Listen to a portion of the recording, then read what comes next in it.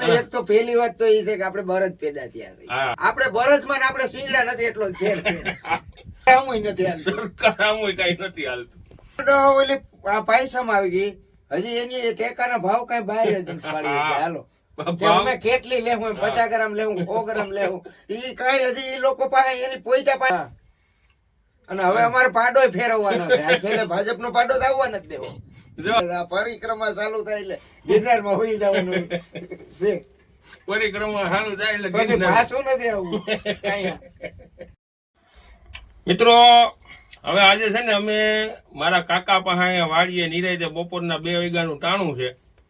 અને ખેડૂતોની કેવી વેદના હોય ને, અને ખેડૂતને ખરેખર અટાણે જો માવઠાની આગાહી છે.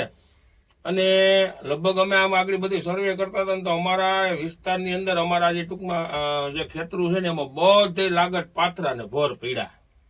હવે વરસાદ થાય એટલે ખેડૂતોને ખરેખર બહુ મોટી નુકસાની થવાની જ છે. હવે આના વિશે છે ને મારા કાકા ખાલી 5 શબ્દ કહેવાના છે કે આનું કારણ શું છે ખરેખર હકીકતમાં, અને કઈ બાબતથી આ નુકસાનીઓ ના તે બધું. તો એ 5 શબ્દો કે ખેડૂત મિત્રોને ખરેખર સાંભળવાના છે.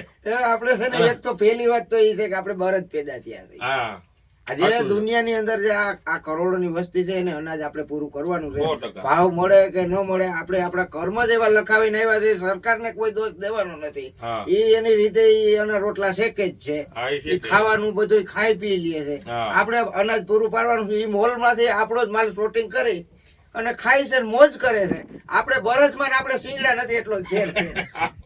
આપણે કાકાનું કહેવાનું એમ છે કે આપણે આ શીંગડા નથી ને એટલો જ ફેર છે. આ મોદી બધી દાવા દે તું તારા વિડીયો મોદી બધી વિડીયો ઉગાડો. આપણે બરજ જ પેદા થયા છે. કોઈ આ બધાને ખેડૂને લાઈનમાં ઉભા રાખ્યા છે.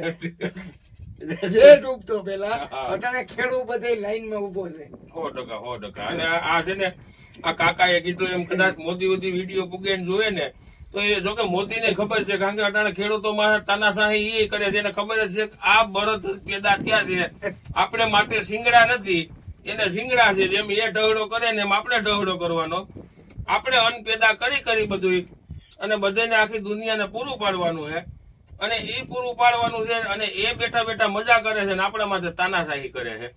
એટલે કાકાનું કહેવાનું એમ છે કે આપણા કર્મો જેવા છે ત્યાં આપણે પેદા થયા છીએ.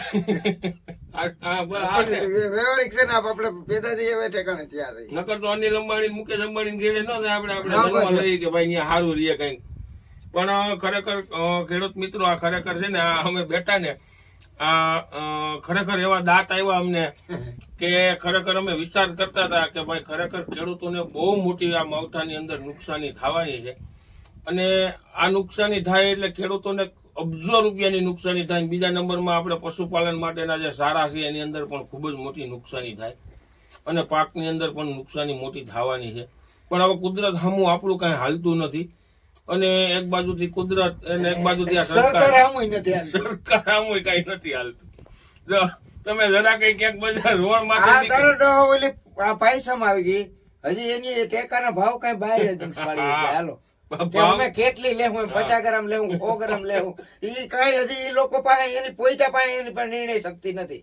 આ લોકો ભાજપીય પાસે 100%. 50 ગ્રામ 100 ગ્રામ ની વાત કરી કાકાએ. મિત્રો ખરેખર વિડીયો મજા આવે એવો છે. ખરેખર એને જાહેર કરી દીધું છે 1 તારીખે લાખ પૈસા મેથી અમે ખરીદી કરશું. પણ કાકા કે એની ઘડે એ નક્કી નથી કર્યું કેટલી મગફળી લેવું. તો આ ઓર ગયા વર્ષે આ સમયે એની ટૂંકમાં જાહેરાત કરી દીધી 200 મણ લેવું.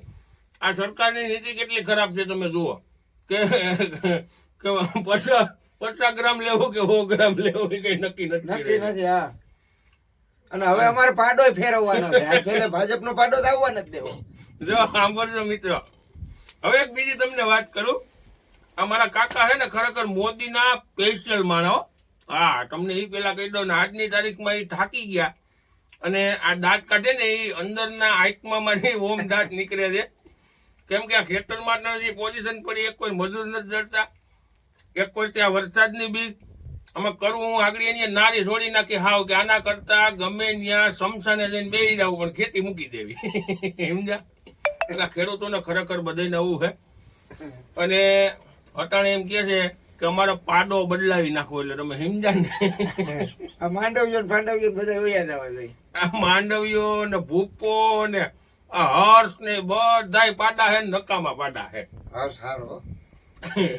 એટલે પાડો વણ ફેરવવાનો છે આવતી 2027 ની ચૂંટણીમાં. આ પણ ખેડૂતો બધા યાદ રાખજો.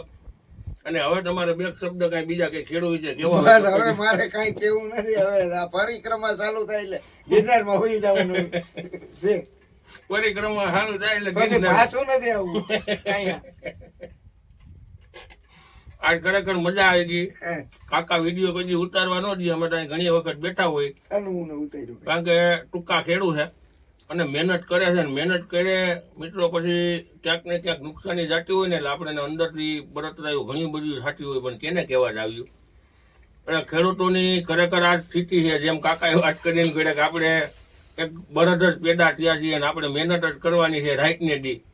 અને આપણી માટે બધો જુલમ કાયમી માટે બધી રીતે કુદરતનો ગણો તો કુદરતનો અને સરકારનો ગણો તો સરકારનો. કારણ કે અટાણે જે માવઠું થાય એ તો એ કુદરતનો જુલમ જ કહેવાય ને આપણી માટે. એમ ભલે આખું ચોમાસું આપણે એને વરસાદ સારી રીતે દઈએ, સારું વરસ દઈએ તો આપણે એને ભગવાનને એમ પણ કહીએ કે સારી વસ્તુ છે.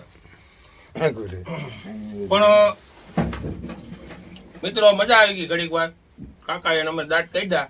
અવનવા વિડીયો જોતા રહ્યો. જય જવાન જય કિસાન.